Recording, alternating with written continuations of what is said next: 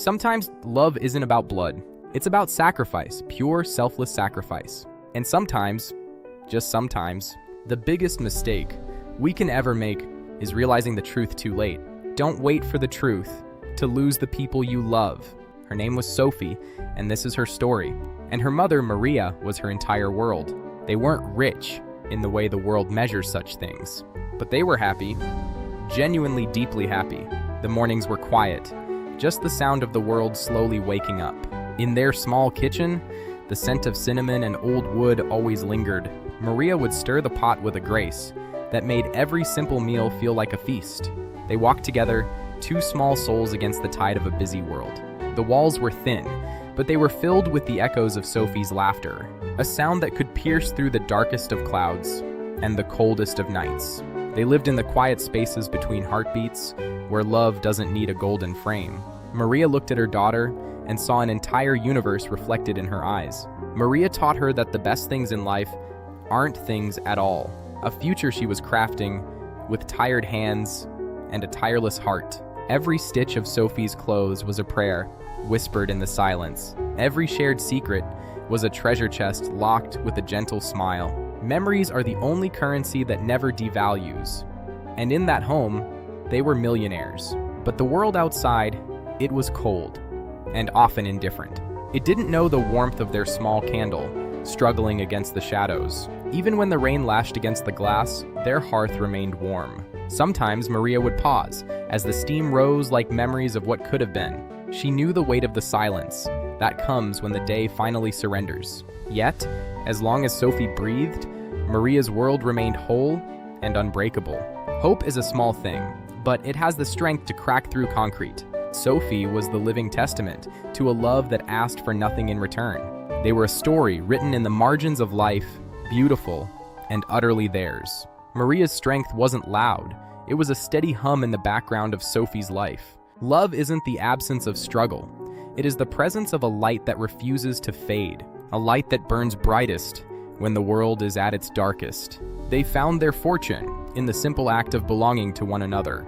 And for Maria and for Sophie, that was more than enough. Their wealth was in the heart, and it was enough. Maria worked day and night. The city slept, but her hands never rested. From the flickering lights of the diner to the cold floors of office buildings, she sacrificed everything, her youth, her rest, her very soul, just to give Sophie a better life. Love isn't always spoken. Sometimes it is lived in the silence of the night. She was tired, but she was always smiling for her. Each cent was a promise, each hour a bridge to a brighter future. She worked for a world she might never inhabit. A mother's strength is often measured by the things she gives up. Through the storms and the quiet struggles, she never wavered. Her joy was found in the small things. A meal prepared, a blanket tucked in. Years dissolved into shifts, seasons into sacrifices. We often miss the heroes standing right in front of us. Even the strongest hearts need a moment to breathe. Every step was for her daughter, every breath a prayer for her success. Seeing Sophie thrive was the only payment she ever required. A mother's love is the first lesson in sacrifice we ever learn. In the end, the struggle was worth the light in her daughter's eyes. She gave everything so her daughter could have the world. Her work was done, her mission was complete. To all those who work in the shadows so others can walk in the sun. Her story is written in the heartbeat of the one she loved. Sophie's life was a collection of quiet moments, beautiful and simple. Memories tucked away in frames, smiles that felt like home. But shadows have a way of stretching when the sun starts to set. One day, Sophie overheard something, a conversation, behind a door that should have stayed closed. A sentence that changed everything. The air grew cold, the words sharp like glass. She's not even her real daughter. That one sentence shattered her world. The silence that followed was deafening. It filled the lungs. It took the breath away. Everything she knew became a ghost, a whisper of a girl who no longer existed. She looked in the mirror, but didn't recognize the eyes looking back. Years of birthdays, years of I love yous, all built on a foundation of sand. Who was she? If the blood wasn't the same, was the love real? The doubt, it seeped into her bones, like a winter that never ends. A secret this heavy, it doesn't just sit there, it crushes. She went back through every memory, looking for the cracks, looking for the truth.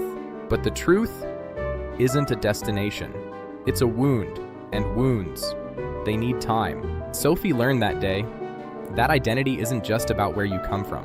It's about who you choose to be after the world falls apart. She was still Sophie, the same girl, just with a different story. A story that was finally hers.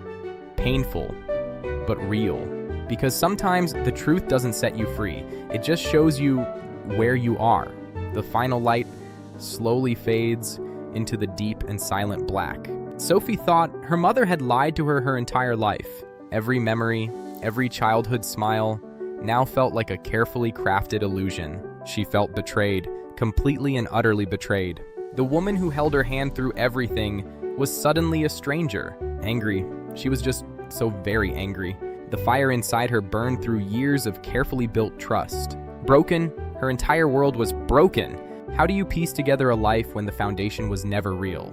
The silence in the house became a physical weight, a wall of things left unsaid. She cried for the mother she thought she had, and the truth she wished she never knew.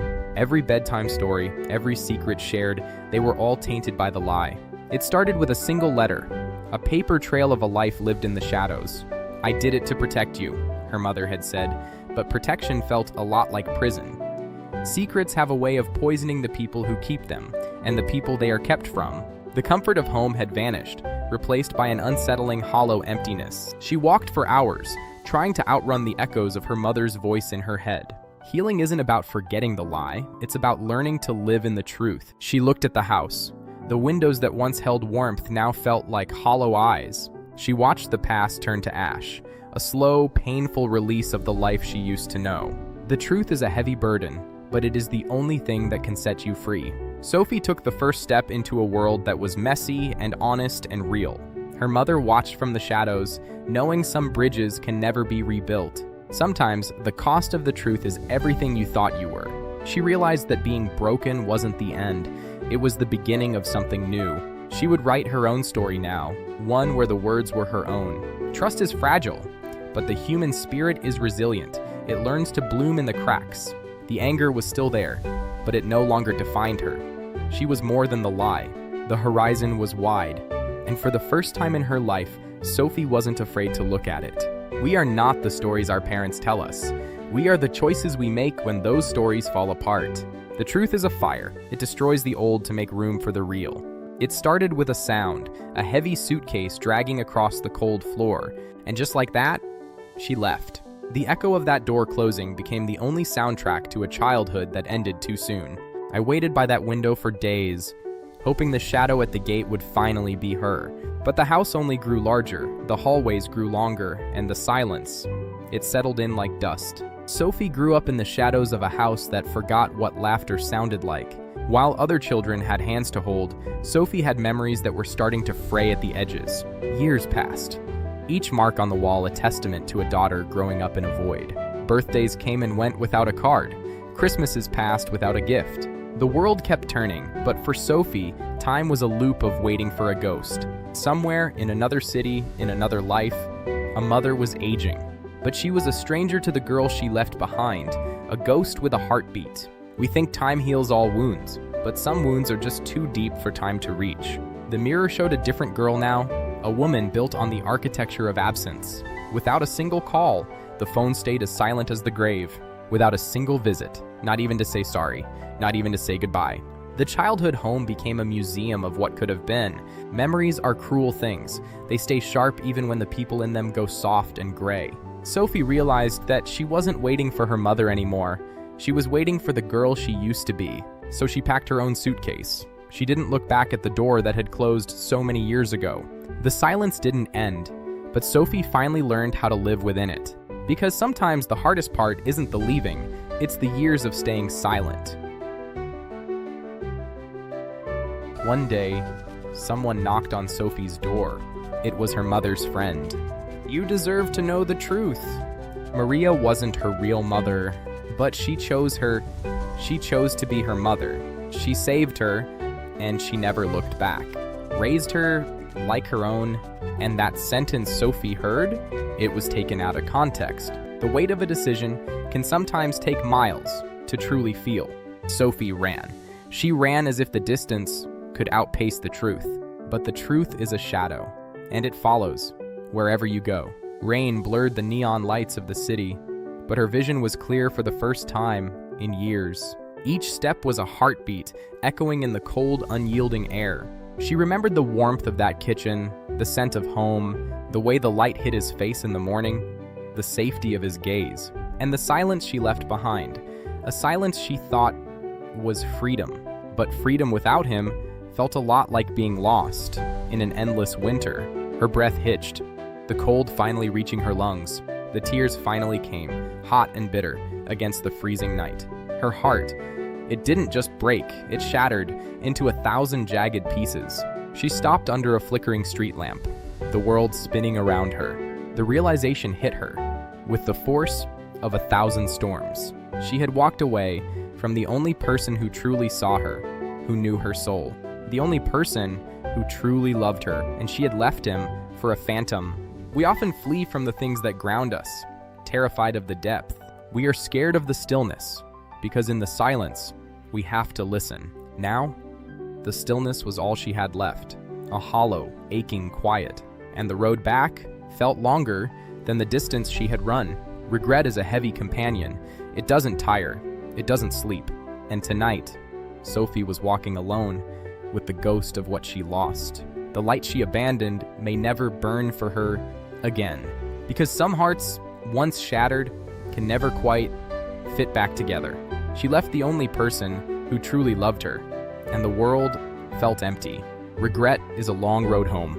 The road home always feels longer when you're running out of time.